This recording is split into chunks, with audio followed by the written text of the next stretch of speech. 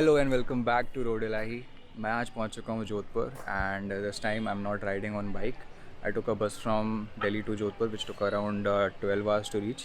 And अभी हम अपने होटल के छत पे खड़े हुए हैं एंड यहाँ से क्या तो प्यारा व्यू आ रहा है यार। Just look at that.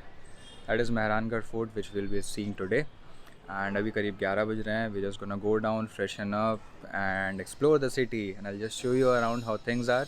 Just staying at Namaste Cafe and I can tell you one thing that this old city vibe is just so different and so exciting. I'll just show you around.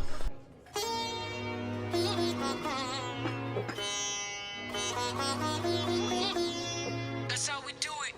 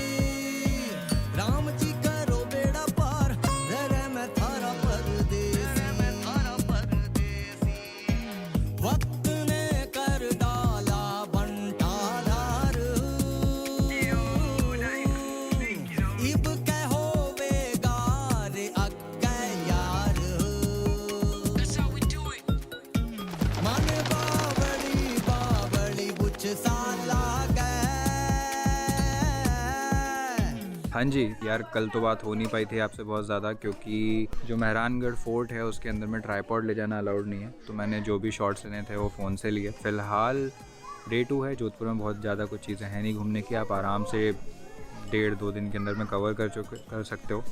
और अभी मैं बैठा हूँ जसवंत थाड़ा के सामने, जो कि बिल्कुल फोर्ट के पास में ही है। बट हमें फोर्ट कवर करने में ही शाम हो गई थी। हमें आराम से सनसेट देखा, फिर सोचा यार ठीक है यार, ये सब चीज़ें कल देख लेंगे। We have time, so just have a look.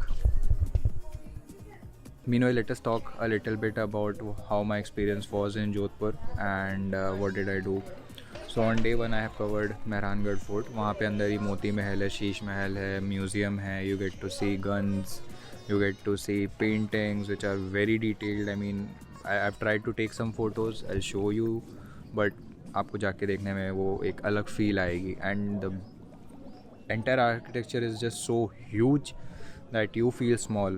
I mean, you can get the vibe that that's where the king lives and you're nobody. So that's the scene. Now apart from that, I've noticed a few things in here in Rajasthan and especially in Jodhpur as of now, that despite Rajasthan being the most vegetarian state, these guys have a lal mas curry that is famous. So if you're a non-vegetarian, you can try that.